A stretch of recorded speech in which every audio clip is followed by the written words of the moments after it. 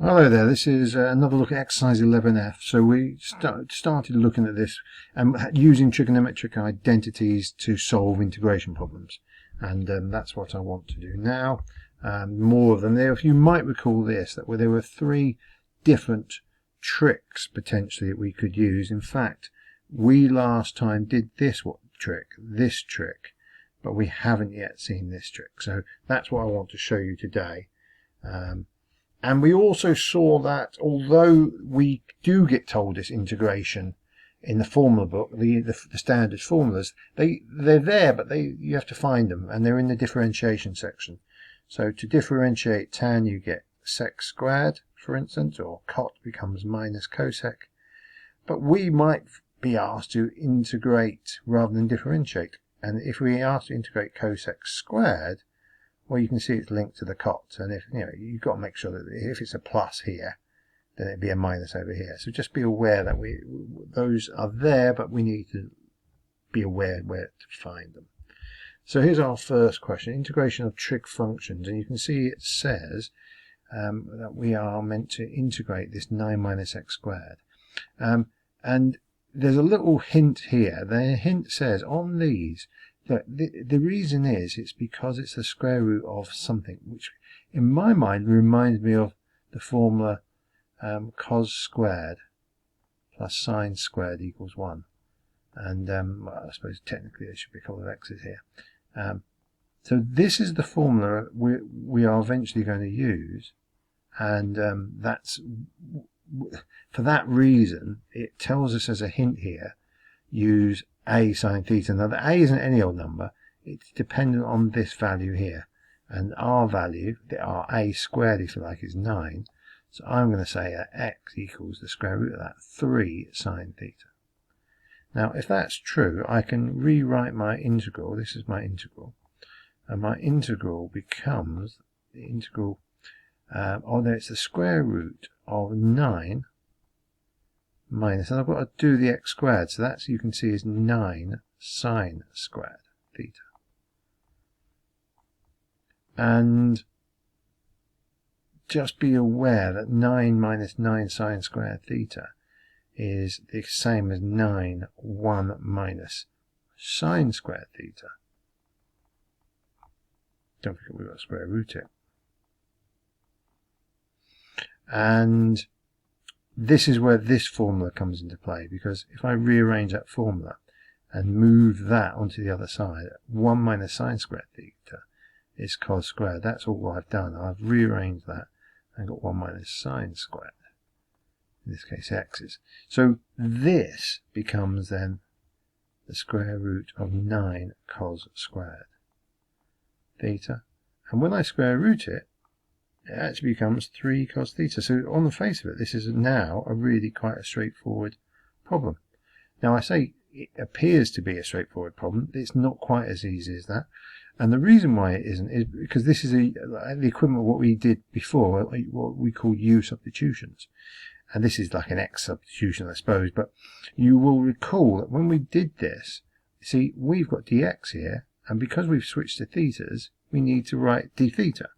The way we do that is we differentiate that. Now again, just remind yourself, sine cos minus sine minus cos. I always do that. So sine just simply goes to cos. It's got 3 at the front, so it's 3 cos theta. And of course I want to know what dx is. So dx is, that moves over, it's 3 cos theta. We haven't seen many of these. D theta, it goes up with it, it just moves over and it's in the right place already. So I have to times all of this, not by dx, I'm going to replace the dx there with this 3 cos theta d theta. 3 cos theta d theta. And when I times this by 3 cos theta by 3 cos theta, you can see what I'm going to get back to is I'm actually going to get back to 9 cos squared theta d theta. So we're actually nearly there, but you will recall two things. First of all, these limits apply to the values of x, and we of course now switch to thetas. So really I need to say x equals 3, And I've got to say, well, therefore, theta is the, if x is 3, you can see 3 equals 3, I reckon sine theta. I don't know why I've written that. Theta is, you can see x over 3 and it's the inverse sine. So I think it's the inverse sine of 1. And you get that when theta is pi by 2, 90 degrees. Try that on your calculator if you don't believe me. Rearrange that equation. And also when you get x is 0, then you get 0 equals this. And effectively, theta is the inverse sine of 0, I think. And so therefore theta equals 0. So that changes my limits to these. I could have written that all the way down, I've just written it at the bottom. We've got to this stage. Now you will recall, if I just go back a slide, this is how we integrate cos squared. We change it. I think when we did it in class, last time I wrote 1 plus cos theta like this, but a half at the front, and all I've done is again multiplied out the brackets and got a half plus, or it's a cos 2 theta there, or 2x. So this is the way we integrate cos squared. We switch it to this. So if I use this version instead, I've got to do a half of this, and I've already got 9, so really it's the integral of 9 over 2 times by, what was it, 1 plus, let's just check, cos 2 theta. And it's a way to change cos squared into something we can integrate, d theta between 0 and pi by 2. The 9 over 2 I just write at the front, 9 over 2. If I integrate 1, I get theta. Now if I integrate cos, now remember integrating, you go up, that gives me sine. That kind of gives me a positive sine 2 theta, but because I'm integrating, I've got to divide by the number of theta, and it's a half. That's my answer. Chuck 0 and pi by 2 in. So it becomes 9 over 2 pi by 2 plus a half of sine. Now if I double 2 times pi by 2 is actually sine of pi. And sine of pi, if you do it, is 0, I think. So I'm going to put that in, but I think that's going to give me 0. And then minus, put 0 in, I get 0. And again, sine of 0, when I double it, it's still 0. I think that's still plus half of 0, so half of sine 0. So I've written all that out just for completeness, but really I think the answer is 9 over 2. I think that goes, that goes, that goes. The only thing left is that. So I think the answer is 9 pi over 4. Look at the answer. Yes, that is the answer. So now we'll have a look at the this final example. First of all, it's a proof there, and it wants me to prove that sec theta over tan squared theta is that. Now there's a couple of ways to go with this actually, because I'm thinking two things. First of all, I know that tan squared, you should remember this formula that says that tan squared theta plus 1 is sec squared theta. This is a rule that we've seen now, and it came from the idea that if I start with, I'll start with sec squared, sine squared, sorry, theta. I've written it this way because of the way I've put that down there, equals 1. If you divide everything sine squared by, if you divide everything by cos squared, sine over cos is tan, so this gives me tan squared.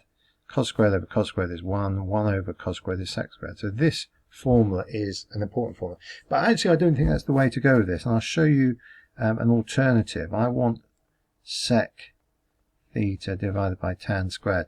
And the reason why I'm doing it this way rather than the alternative is simply because it's got this cot over here. I know cot is 1 over tan. So I'm thinking to myself, actually, if I split this and cheat a bit, rather than writing tan squared, I'm going to write tan theta, and I'm going to times it by 1 over tan theta. And you can see that that works. Top times top, bottom times bottom gives me the right thing. The reason why I like this is that 1 over tan is cot. So I've already got halfway there.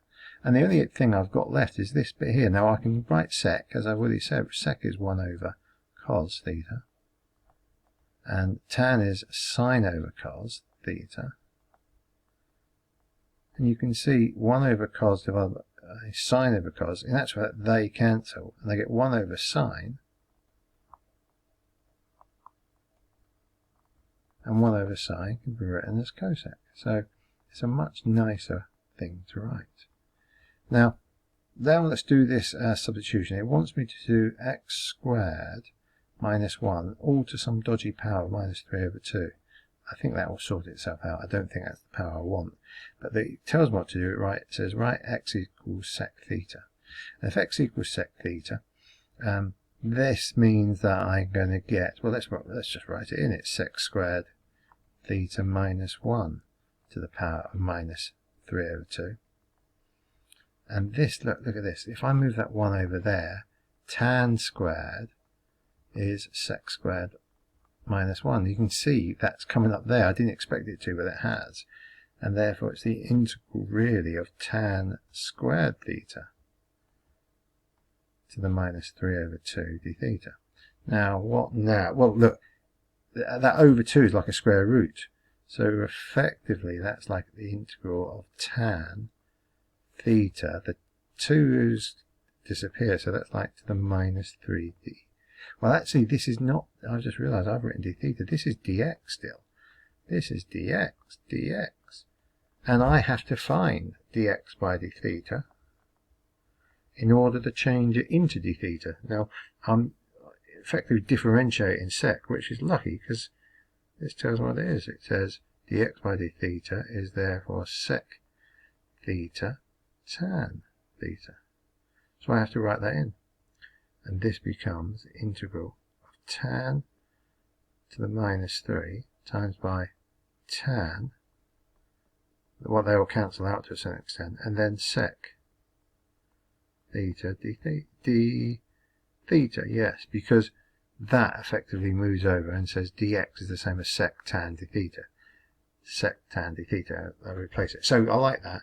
This is therefore the integral of tan now to the minus 2 sec theta. So they sort themselves out, sec theta d theta. And is this, this is why they made me do it. Look at that. This is sec theta times by tan to the minus 2 theta. Oh, that's a neat trick. And so what I got to ask to do initially is now coming back. So this I know is equal to this. So it's really the same as cosec theta cot theta d theta. And I bet that's here. Look at that. There it is. There it is. So coming back over here, well, I'll write it here. If I integrate if I differentiate cosec, I get this with a minus. I haven't got a minus. I think the answer is therefore minus cosec theta. Now it's a bit dodgy because I've got to effectively try now to get back into x's. And there's you can do this quite, well, I won't say it's easy, but I'm going to quickly run through this. I know that x is sec theta. So therefore I can say cos theta is 1 over x. I also know that sine squared theta plus cos squared theta is 1. So therefore I can write that sine theta is the square root of 1 minus cos squared theta. That says 1 minus on this. And therefore, since I know that cos squared is 1 over x, I can write that as the square root of 1 minus 1 over x squared, which you can fiddle about with, and you can effectively say, well, that's the same as saying x squared minus 1 over x squared. Just check the maths on that. And that gets me sine theta, is that, and so therefore cosec theta must be the upside down version of that, because cosec of course is 1 over cos. So if I turn that upside down, I get the square root of x squared over x squared minus 1, and therefore I've got my answer effectively. Therefore my integral that which I said was minus cosec theta is minus the square root of x squared over x squared minus 1. And I could tidy up the top of it if I wanted to. Don't forget your plus a constant, which is lucky because that's what I've got. look, that's what we're going to do, exercise 11F.